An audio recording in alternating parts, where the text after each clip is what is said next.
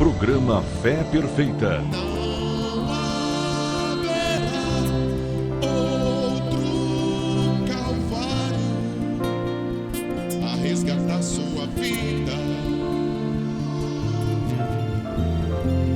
Não haverá outra mensagem, não haverá outra Bíblia. Não haverá outro profeta a te mostrar a saída.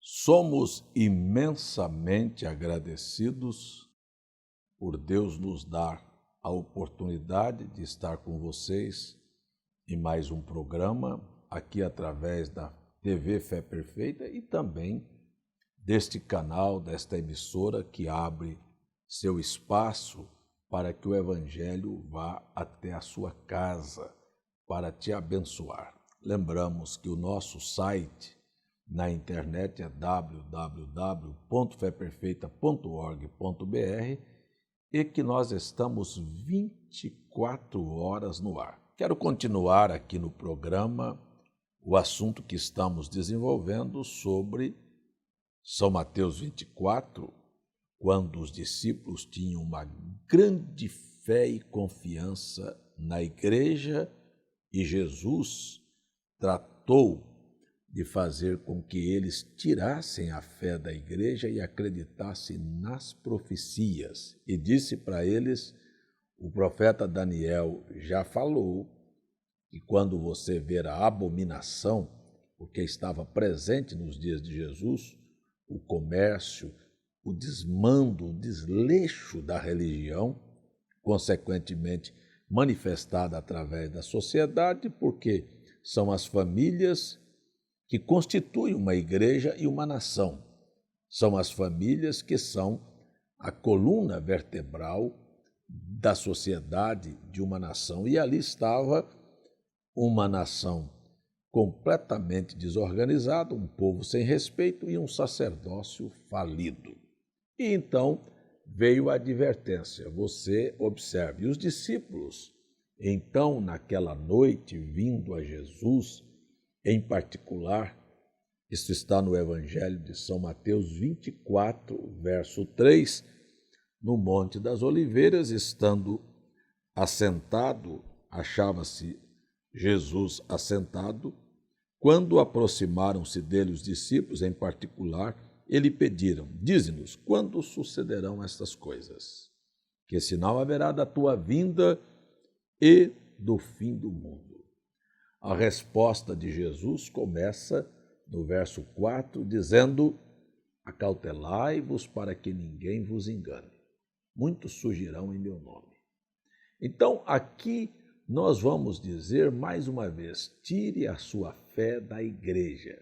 O diabo fará com que você creia na igreja e em líderes, em homens, e você fará vista grossa do que diz a palavra, porque sua igreja, por certo, ensinará de maneira contrária ao que está na palavra, ou ela não subsistirá à pressão. Jesus disse que será pequeno o rebanho. Disse Jesus, não tema, ó pequeno rebanho, porque ao Pai agradou dar-vos o reino, e as portas do inferno não prevalecerão contra ti. Mas um pequeno, é uma minoria, não é a grande maioria, não são as massas, porque as massas, os líderes já cederam às tentações e às pressões do dia moderno, às vestes, aos usos e costumes, e as novidades que vão aparecendo, que se a igreja se opor, então seus bancos ficam vazios, sua membresia se vai e automaticamente a falência financeira chega e as portas precisam se fechar. Mas Haverá alguém que resistirá, não será grande coisa, pequeno, mas isto é o que necessita a aprovação. Então Jesus disse, tenha cautela para não ser enganado. Você vê como é que as pessoas são enganadas facilmente. No século XVI, na época do Papa Leão X, se vendia indulgências plenárias. Martim Lutero estava radicalmente contrário e se levantou porque as pessoas podiam comprar a indulgência e planejar seus pecados. Quando comprasse a indulgência e o dinheiro tinisse no fundo do gasofilácio, os pecados eram absolvidos. Os pobres não tinham a mesma sorte, tinham que pagar votos e penitência porque não podiam comprar. Depois, então, veio a Reforma e Lutero tirou a Bíblia, que estava acorrentada numa língua morta, porque a igreja nunca se preocupou em evangelizar os pobres, nem ensiná-los a ler. O povo ia à missa, ouvia um padre falando latim, saíam sem entender absolutamente nada e seguiam apenas o catecismo e a maneira que a igreja lidava como ensinamento. Não tinha acesso à palavra de Deus. A igreja se preocupou em ensinar os nobres. A elite sempre teve, mas com a reforma, Lutero tira a Bíblia de uma língua morta, que era o latim, traduz para o alemão e posteriormente para o inglês e incentiva os pobres a serem alfabetizados, deixa de serem analfabetos e então, consequentemente, a Igreja Católica começa a perder-se, porque o povo começa a descobrir que tudo aquilo no qual eles estavam vivendo era uma farsa para mantê-los debaixo de uma tradição despótica, uma tradição sem aprovação, desprovida da presença de Deus. Sabe-se por tradição que todo país católico, o índice de analfabeto, a cultura é uma coisa que está completamente ausente. E os países colonizados pelos evangélicos, pelos protestantes, sempre tiveram o incentivo para que o povo tivesse acesso à leitura e ao conhecimento e à educação. É o caso todo da Europa e dos Estados Unidos. Mas você veja que as regiões mais pobres deste país são regiões católicas. São as pessoas menos alfabetizadas que são mais apegadas ao catolicismo, porque até me assusta falar uma coisa desta, porque pessoas elitizadas, pessoas escolarizadas, pessoas que que tiveram acesso à educação, à universidade e que leram a história geral, conhecem de perto as falcatruas, as sujeiras, os crimes, as barbaridades praticadas pela Igreja de Roma no transcorrer dos séculos.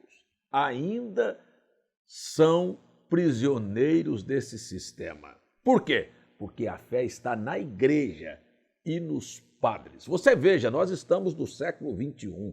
Esta semana foi alvo de notícias nos telejornais que o Papa atual concederá indulgência plenária, agora não é por dinheiro não, indulgência plenária a todos os católicos que se deslocarem de suas casas e forem ao Rio de Janeiro à Jornada Mundial da Juventude. E o povo acredita nisto. Por quê? Porque crê no homem e crê na igreja. E Jesus fez um trabalho para que o homem tirasse a fé de outro homem e tirasse a fé da igreja, porque tudo isso vai passar. O homem é vaidade e a construção do homem, que é a religião do homem, isto é um engano, isto é uma farsa. Deus quer que o homem tenha encontro com ele e não precisa de nenhum homem para fazer mediação, senão o próprio Jesus Cristo, homem, que é a imagem do Deus invisível, que é a encarnação do Verbo, que é Emanuel, que é Deus conosco, não a segunda pessoa da Trindade, porque esta é uma farsa e uma mentira do catolicismo que os evangélicos abraçaram e propagaram também, de graça. Está na hora da gente rever as coisas. Então Jesus disse aos discípulos: tome cuidado para que ninguém te engane. Não é um absurdo pensar que no século XXI as pessoas se moverão ainda atrás de indulgências plenárias? Pessoas cultas, abram os olhos, prestem atenção nos fatos. Mas voltemos para nosso assunto aqui. Jesus estava lá e os discípulos perguntaram quando serão estas coisas. Que coisa? Quando é que a igreja vai cair? Eu quero tomar aqui para mostrar a você como é que Deus cumpre a sua palavra. Veja, se nós tomarmos o Velho Testamento, nós veremos que Deus criou o homem lá no Jardim do Éden. Tudo era belo, tudo era organizado, tudo era perfeito. O homem falhou. Quando o homem falhou, tentou se justificar fazendo folhas de figos, de figueira, e cosendo um avental, quer dizer, criando uma religião, uma cobertura para os seus erros. Deus não aceitou e mostrou que a religião que ele teria para o homem era o cordeiro que ele providenciou. Tem que ser o meio provido por Deus. Então, Deus chama o homem e diz que da semente da mulher haveria um que esmagaria a cabeça da serpente. Você vai acompanhar comigo que quando Deus dá uma palavra, ele nunca a muda. E quando ele disse que seria da semente da mulher, ele disse que seria da casa de Abraão. Ele vem e faz a promessa do filho prometido, que muitas pessoas pensam que foi Isaque. E, na verdade, Isaque foi apenas a figura do filho da promessa. Porque o filho da promessa, em que todas as nações seriam benditas, é Jesus Cristo.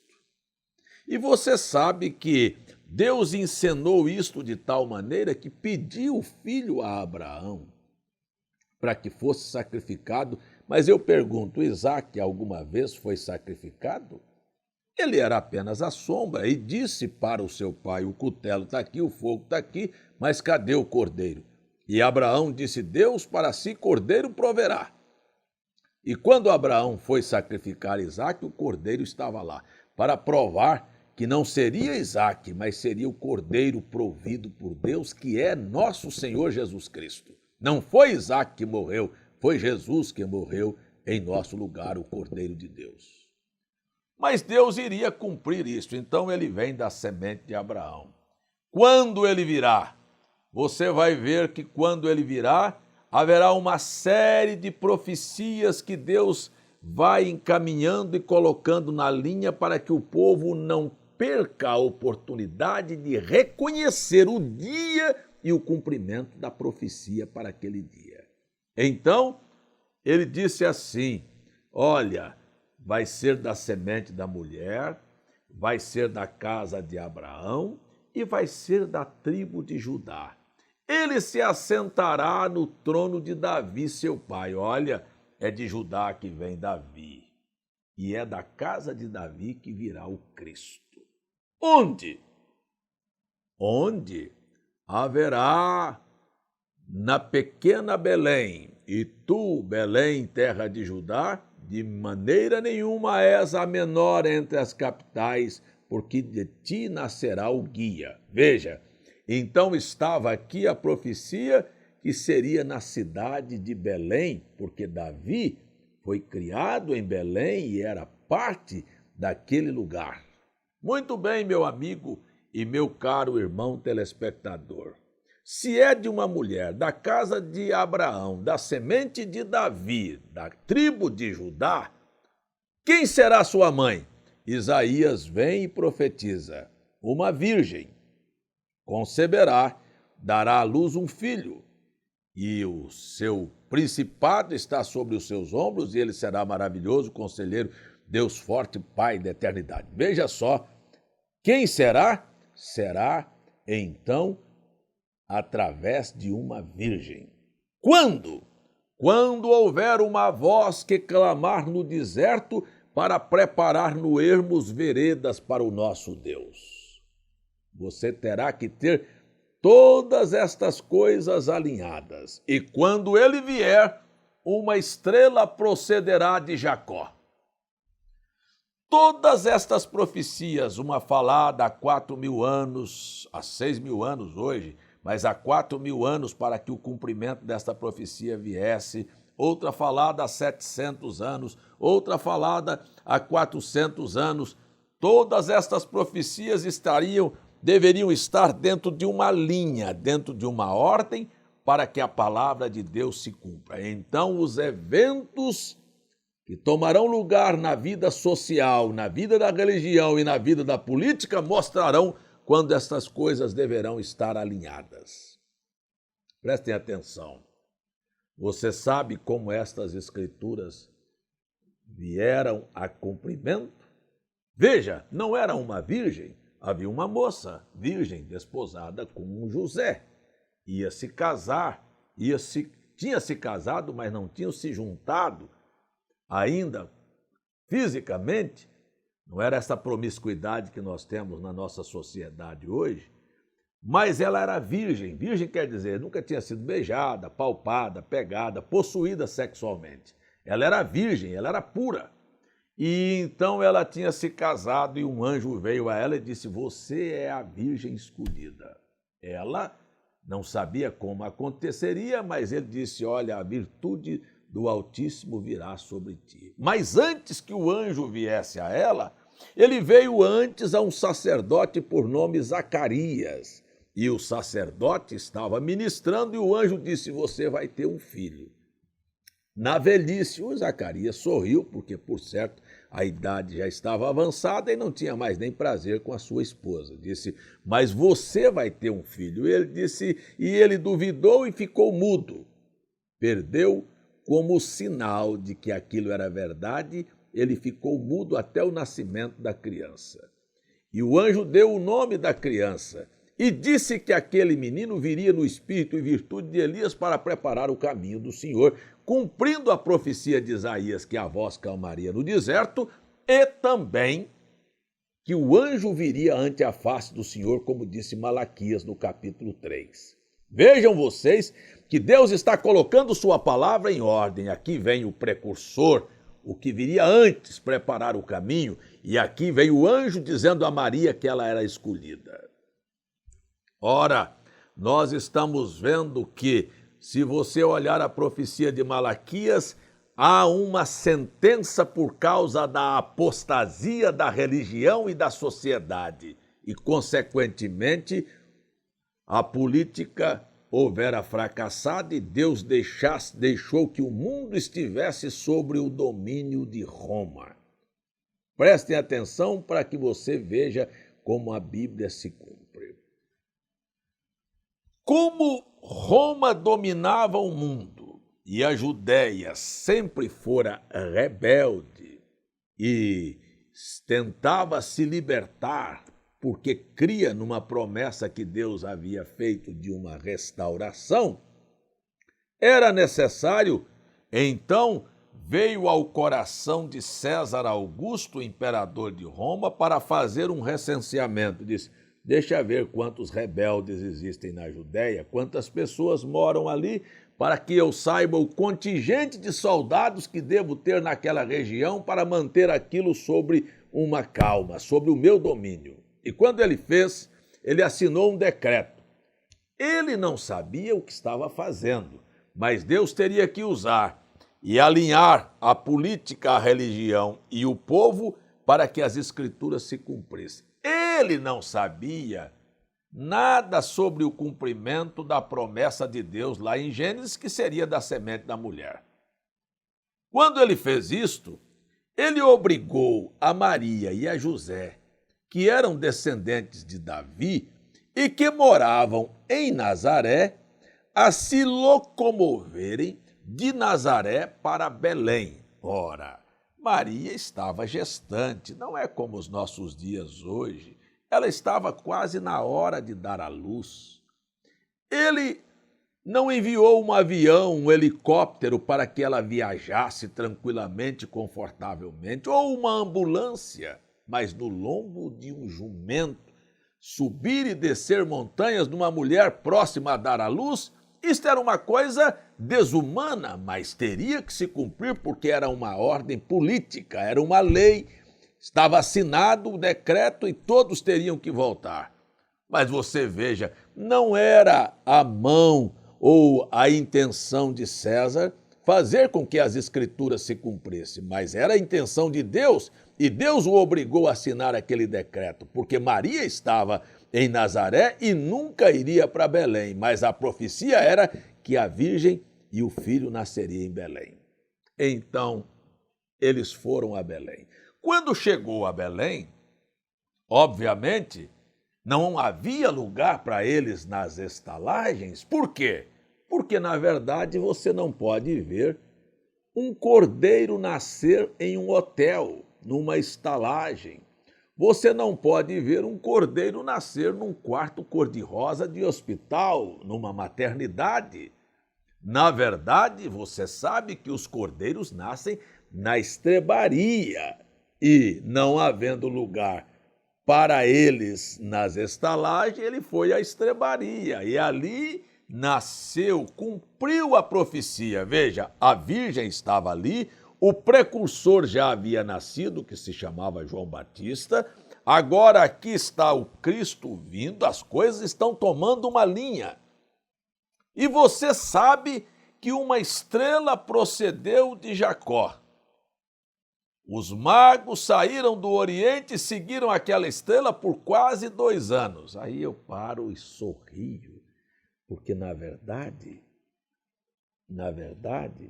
eles estavam seguindo uma estrela e vieram a Belém, e vieram a Herodes, e disseram que estavam procurando o rei dos judeus que tinha nascido. Herodes e toda Jerusalém se inquietou. E daí ele perguntou, quando foi que esta estrela apareceu? Ele disse, há 2 anos que estamos seguindo esta estrela. Vejam só, prestem atenção, hoje você vê a pobreza da religião fazendo um presépio com os 3 reis magos, chegando e encontrando uma criancinha deitada numa manjedoura.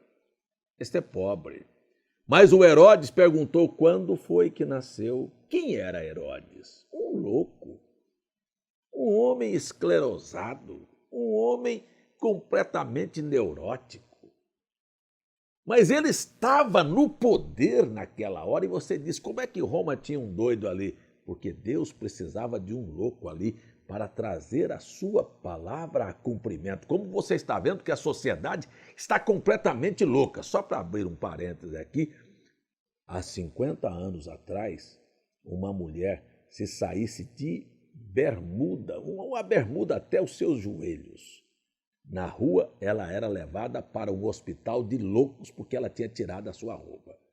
Não estou falando nem dos shortzinhos que elas estão andando hoje, mostrando suas nádegas, não. Estou só mostrando para você que elas perderam a mente completamente, ficaram loucas e não sabem que estão loucas. E louca hoje é uma mulher que se veste decentemente. Hein?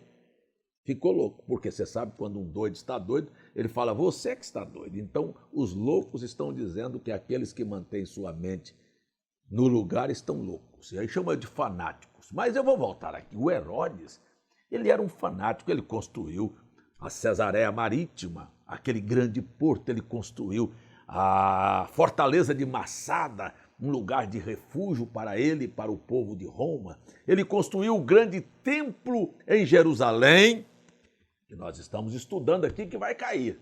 Ele não sabia, ele restaurou e construiu o templo em Jerusalém para agradar os judeus, porque ele era idumeu, casado com uma filha de um sacerdote, e queria conquistar a simpatia dos judeus e construir um templo, porque ele nunca foi bem quisto pelos judeus. Ele estava trabalhando para que as escrituras se cumprissem. Jesus disse assim, olha, não fica pedra sobre pedra que não será derribada. Aí daqui um pouquinho o Herodes ouviu e disse: matem todas as crianças de 2 anos para baixo. Todas. Por quê? Porque os magos disseram a ele em que tempo a estrela apareceu. E quando eles foram a Belém, divinamente avisados, não voltaram pelo caminho e o anjo disse para José: pega a sua mulher e vai embora. Veja que não era um recém-nascido, já era uma criança de 2 anos. Mas a profecia tinha que se cumprir, porque se ouviu um choro em Ramá. Raquel está de luto. Todas as crianças morreram e as mães estavam pranteando. Deus colocou mais uma escritura em ordem, porque Deus estava cumprindo a sua palavra. E, meu amigo, meu irmão, eu espero que a luz do Evangelho da face de Deus possa iluminar a sua vida e dar a você o entendimento para ver que os eventos que estão tomando lugar no mundo hoje são para mostrar para nós que as Escrituras estão alinhadas para o maior evento que a Terra vai vivenciar, a intervenção sobrenatural de Deus, porque não existe esperança para a sociedade, na política e na religião. Cada governo que se levantar e cada sistema religioso no mundo que surgir será pior do que o tem sido até agora. Levará o povo para que as Escrituras se cumpram, porque é necessário que venha a abominação, a corrupção, a sujeira, a imoralidade, a baixeza, para se completar a taça de abominações, para Deus julgar esta nação e o mundo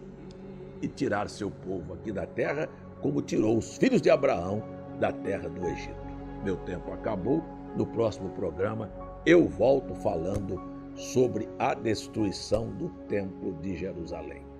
Deus eterno, no nome de Jesus, peço que o Senhor abençoe os lares. Quando estou aqui mostrando às pessoas que a profecia está alinhada e os eventos modernos estão dando luz e mostrando para nós que hora estamos vivendo, peço que o Senhor ajude aos lares para que as pessoas entendam e se salvem. E eu oro para que o Senhor faça com que esta vida as cargas sejam menos pesadas. Cura, liberta, salva, transforma, consola e ajuda a todos no nome de Jesus.